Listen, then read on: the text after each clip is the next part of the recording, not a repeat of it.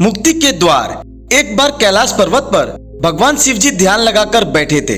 तभी पार्वती जी ने देखा कि वे मंद मंद मुस्कुरा रहे हैं। पार्वती जी के मन में प्रश्न उठा कि आज महादेव ध्यान मुद्रा में भी क्यों मुस्कुरा रहे हैं। उन्होंने भोले बाबा की समाधि समाप्त होने पर उनसे पूछा, स्वामी मैंने आपको पहली बार समाधि में मुस्कुराते हुए देखा है, इसका क्या कारण है। शिव जी ने उन्हें बताया कि उनके एक भक्त और उनकी पत्नी की बातें सुनकर वे मुस्कुरा रहे थे।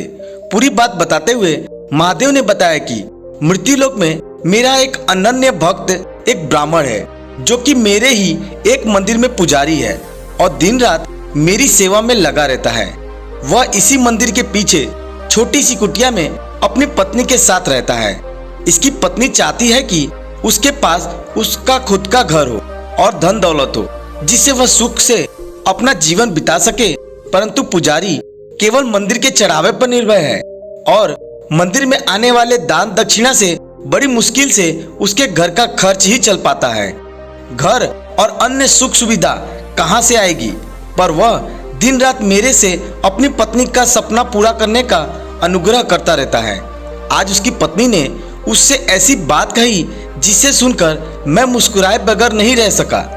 पार्वती जी ने पूछा, ऐसा क्या कहा उसकी पत्नी ने जो आपका ध्यान भंग हो गया।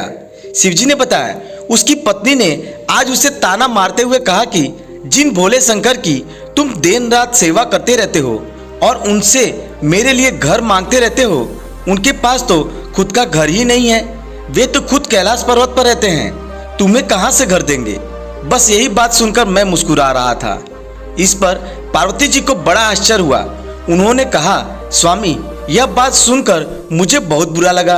वह आपको ताना मार रही है और आप मुस्कुरा रहे हैं। आप उसे एक घर और सुख सुविधा दे दीजिए जिससे वो आपकी निंदा न कर सके।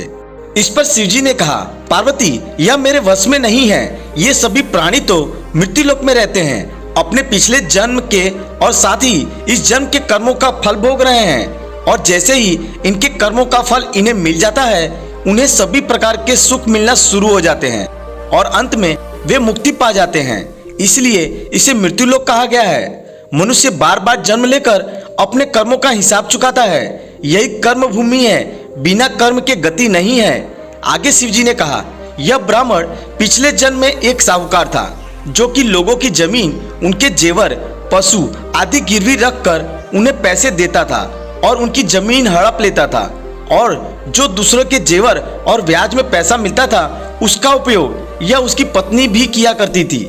इसी कारण आज इस जन्म में इसे घर नहीं मिल सकता और इसकी पत्नी जिसने उन वस्तुओं का उपयोग किया वह भी इसके साथ यह कर्म भोग रही है। इस जन्म में यह मेरी सेवा कर रहा है जिससे इसके कर्मों के फल में जो कष्ट मिलने थे वे मेरी भक्ति के कारण इसे नहीं मिल रहे हैं। इसका जीवन शांति से कट रहा है, पर जब तक इसके कर्मों का हिसाब पूरा नहीं होता इसे घर और अन्य सुविधाएं नहीं मिल सकती। यही विधि का विधान है। पार्वती जी ने कहा, यह तो ठीक है, पर उसकी पत्नी जो आपकी निंदा कर रही है उसका क्या। कहानी का मुख्य सार। तब शिवजी ने कहा, संसार में जैसे जैसे कलयुग का समय निकट आता जाएगा, मनुष्य भगवान की भक्ति करने के स्थान पर उनकी निंदा करने लगेगा।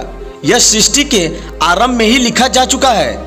जो व्यक्ति इस कठिन समय में मेरी सेवा करता रहेगा उसको इस मृत्युलोक से मुक्ति मिल जाएगी। जय महाकाल दोस्तों।